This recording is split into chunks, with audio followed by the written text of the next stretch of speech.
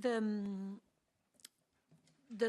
legal opinion of the Venice Commission is indeed quite critical of the system of lack of checks and balances and lack of constitutional control by the court, and also about the separation of powers. I will nevertheless not focus on that. I would like you to answer why the two individuals that were clearly identified by this Parliament, the former Panama Papers Committee, Inquiry Committee, as corrupt, as having a scheme of offshore companies, they are still in the government.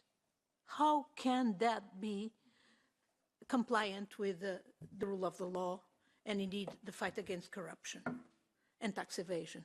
Then why is the case of the assassination of journalist Daphne Caruana Galizia blocked in justice? And we, a number of us, like in June, went there, spoke with judges, and we realized that the situation was blocked. And it is still today. Until today, one important witness, which would be Mr. Cardona, Minister of Economy, has been finding all sorts of expedients in order not to submit his call logs to a court that could indeed identify the relationship with possibly with this horrendous case.